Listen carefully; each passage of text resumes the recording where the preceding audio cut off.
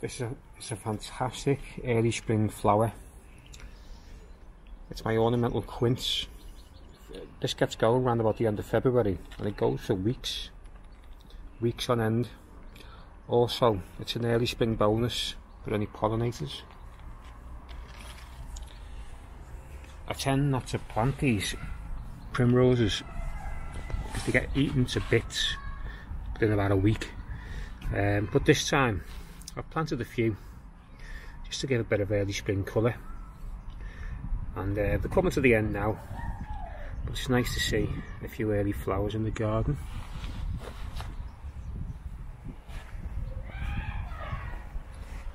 These barberries are great because they tend to leaf out early, a lot earlier than other plants, and this is my admiration Barbary. It's a fantastic little plant. I've spoken about it before in all the older videos.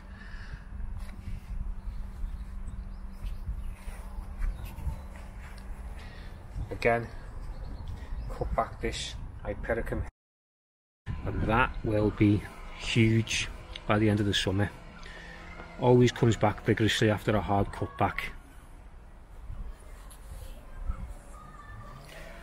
Looks like the Californian lilac is starting to produce some of its buds for this year. Really short-lived, the flowering, but it does look pretty spectacular when the flowers are out.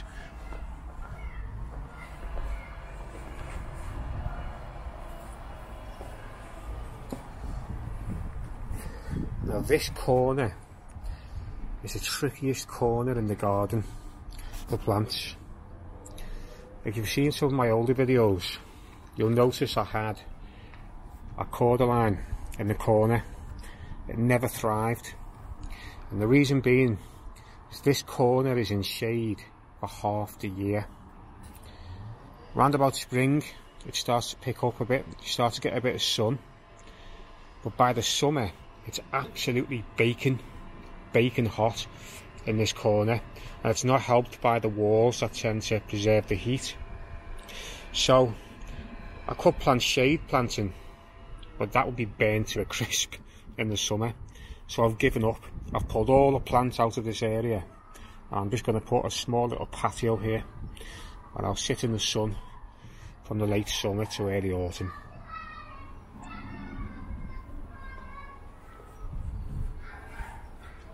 I love the boutia, but every year you get this problem, and you don't get this on the other palms, this fungal spotting that occurs. And the reason why you get this is because the plant does not like too much damp, and we get a lot of damp in the winter.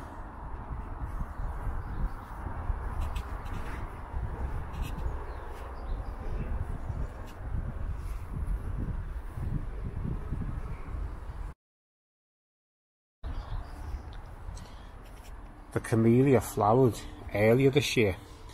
This actually doesn't really start flowering until about now, about April, but it's been going for a few weeks, and every year without fail you get a fantastic show of flowers. It seems to really like this location. I've just noticed something underneath. Now these Omphalode plants are great early April for these blue flowers, and this was only cut back a few weeks ago to try and regenerate a lot of new growth. But look at the flowers on it already. Fantastic early spring plant, doesn't give any hassle, no trouble whatsoever.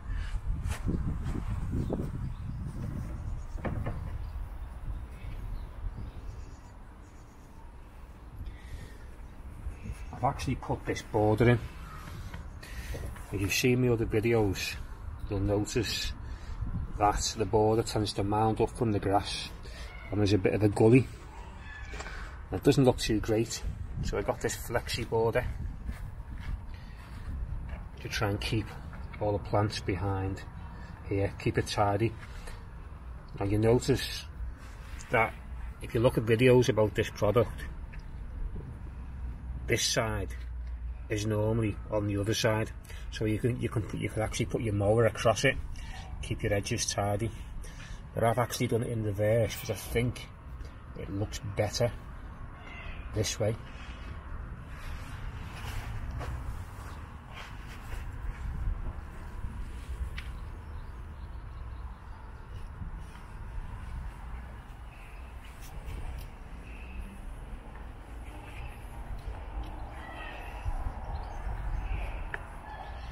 This is an underrated little plant, Pulmonaria, called Diana Claire.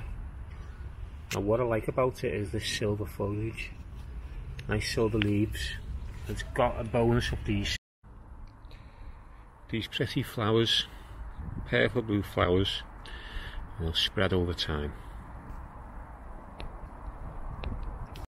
This forest flame is really suffering last year, no idea why. I'll give it a bit of feed, a bit of acidic feed. It seems like it's coming back okay. I love the architecture of these sweet winter mahoganies. Got a real exotic feel to them.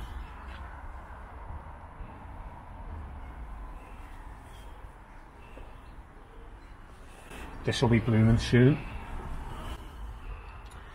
It's my Lena broom bush, one of my favourite plants in the whole garden. I've also planted this fuchsia versicolor. I love fuchsias. Don't get going till later on, but when they do get going, they really make an impression in the garden. I love Nandinas. This one's called Obsession, but there's a problem this year, and you can see the brown edges on these leaves. Now I think what's happened with this is we have been battered by storms and cold weather, and I don't think it's like the wind. I think that's the reason why we've got this little problem. Later on, it's going to produce a lot of new leaves and it will look fresh and new. So now I've pulled a lot of plants out of the border where I'm going to make the new patio, and I've changed this border dramatically. In the far corner where I had the shade where I'm making a new patio, I've had to pull all the plants up and I didn't know what to do with them, so I put half of them here and made this shrub border. And what I like is all the different colours. We've got this golden colour, and a choicer. We've got the Pittosporum, nice purple leaves. The new ones will turn lime green later, but it looks good now. Then we've got another Barbary, or two Barbarys. Got tiny gold in one, and the Admiration, which is starting to leaf out now. And I've got my Hebe Pascal near the quarterline. I might cut that back this year because it's starting to get a bit leggy. It's starting to open up in the middle. However, this time of year it's great because it's got this fantastic dark foliage. My little dwarf pear tree started to flower.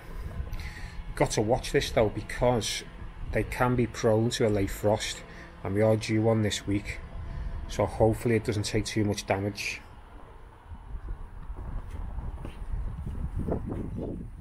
Abelia Kaleidoscope. It's looking great. Fantastic bit of colour for the garden. Got Prosma Fireburst.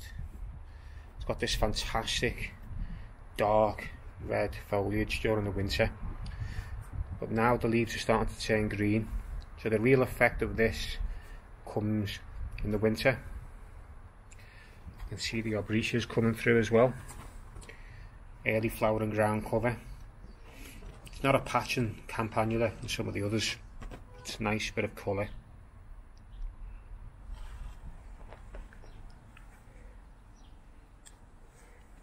I don't know what to do with this apricot tree.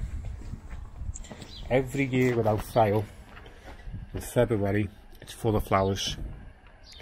You can't really appreciate it because we're not really out here in February, other than to do a bit of moving with the perennials. But I'd never get a crop from it because there's no pollinators around. So I've got to make a decision this year what I'm going to do with it, whether I might just pull it out the ground. It seems a bit of a waste considering it's a perfectly fine tree. I just don't think it's suitable to this climate. The Red Star quarterline. It's looking good still. Starting to get big. Now I actually had 2 of these and I've done a video on this particular plant. The one I had near the wall, which really suffered from those winter winds, is gone. Stopped growing, and I think what happened was last year the frost really hit it hard and it never recovered. But this one in the shelter position has done okay. So I've had a few of these now, and I don't think I'd get one again because they are very variable as to whether they'll survive or not. And this is why, as I said in other videos, you'll see the green ones everywhere, but you very rarely see a mature one of these.